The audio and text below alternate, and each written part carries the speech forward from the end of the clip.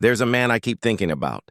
I met him years ago at a family gathering, no one special, or so I assumed. Worn sneakers, a weathered watch. The kind of guy who refills his own coffee and asks about your kids like he actually wants to know. Somewhere between the dessert table and the parking lot, someone mentioned, almost in passing, that this man had been completely debt-free for over 2 decades. Built from nothing. No inheritance, no windfall, no hustle culture montage. I stood there for a long moment trying to reconcile what I'd seen with what I'd just heard. Because nothing about him looked like what I'd been taught wealth was supposed to look like.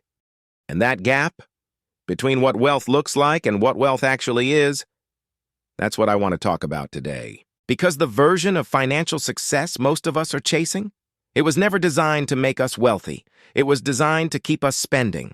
Here are 6 principles that quietly wealthy people have figured out. Not the things they post about, but the things they actually do, privately, consistently, without applause.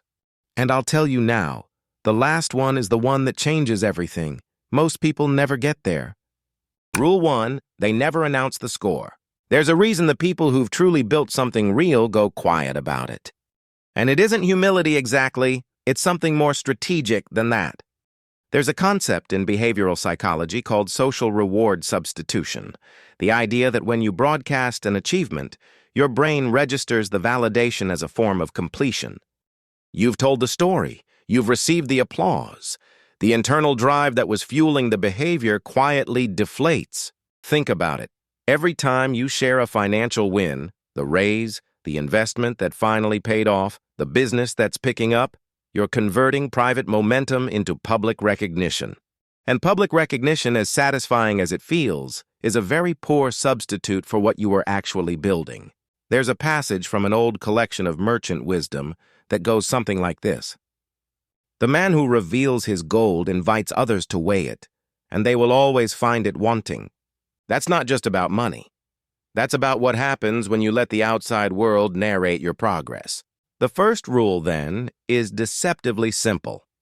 Let the work happen in silence. Your net worth doesn't need an audience. Your financial momentum doesn't need to be a story anyone else can access, challenge, or interrupt. Let it grow in private before you let it become part of your identity in public. Rule 2. You are your own first creditor. This one will feel obvious until you realize how few people actually live it. The way most people handle money goes like this.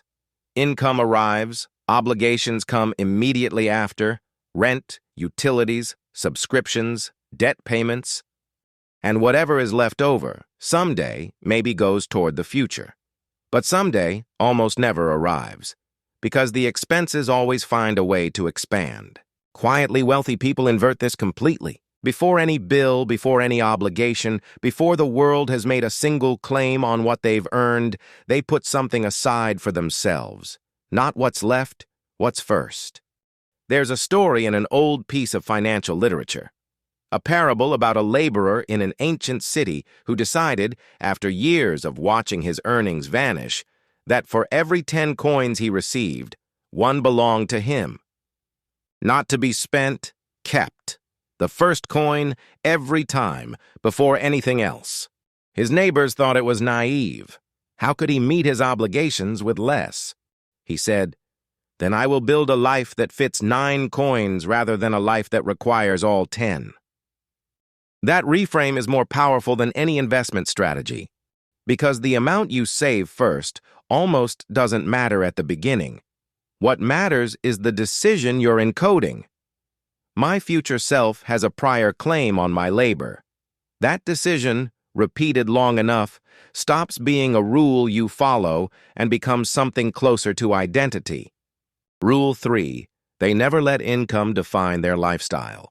Here's the trap that catches almost everyone who earns more money. When income rises, lifestyle rises with it. Almost automatically, almost invisibly. A nicer apartment, a newer car, the restaurant you wouldn't have considered 2 years ago. None of it feels like a choice, really. It feels like the natural consequence of progress. It has a name, lifestyle inflation, and it's the single most effective destroyer of generational wealth there is. Quietly, Wealthy people do something that feels almost counterintuitive. When their income increases, they pause. They let the gap between what they earn and what they spend widen before they make a single upgrade. There's a famous example that gets cited almost too often, but it's cited often for a reason. One of the wealthiest investors in modern history still lives in the same modest house he purchased decades ago in a Midwestern city. He said publicly that one of the wisest choices he ever made wasn't financial. It was simply deciding not to start the game of perpetually needing more. The insight isn't don't spend money. The insight is this: every lifestyle upgrade raises the floor of what you require to feel stable. And raising that floor doesn't make you more comfortable. It makes you more fragile. Real financial breathing room, the kind where one bad month doesn't spiral, is worth more than almost any purchase you'd make with the same money. Rule 4. They spend freely on time, carefully on everything else. Ask a quietly wealthy person in their 60s what they actually value, and very few of them will say it was the portfolio number. What they talk about is Tuesday afternoons, the ability to say no to things that drain them, the slow morning without obligation, the trip taken not because they saved up for it, but because they simply wanted to go. What they were actually building all along was time. Marcus Aurelius wrote in his private journals, notes never intended for publication, that most men guard their money carefully while spending their hours as though they're worthless. He found it almost backwards. And it is a little backwards when you think about it. We'll drive 40 minutes to save $12. We'll negotiate hard over a $100 purchase.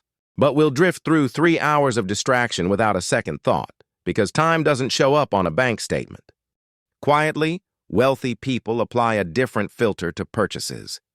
Does this give me back time, or does it quietly consume it? A reliable car that won't strand you. A good mattress. Paying someone to handle the things that drain your hours and your energy. Those aren't luxuries. Those are high-return investments in the resource that never refills. Rule 5. The best decisions come from calm. I once heard a story about a man, mid-50s, solid savings, steady habits, who, in the middle of a market decline, moved a significant portion of his money into a single opportunity a colleague had described as a sure thing. Over the next year and a half, he lost nearly $40,000. He said later that the decision took less than 20 minutes. 20 minutes to dismantle nearly 3 years of careful, patient building. And what he said about it stayed with me. I wasn't thinking about the money when I made that call. I was thinking about the fear. Emotional decisions about money feel rational in the moment. The story you tell yourself is completely logical. You're being proactive, protecting what you've built, responding to real information. But what's actually driving it is the discomfort of uncertainty and the desperate need to do something about it.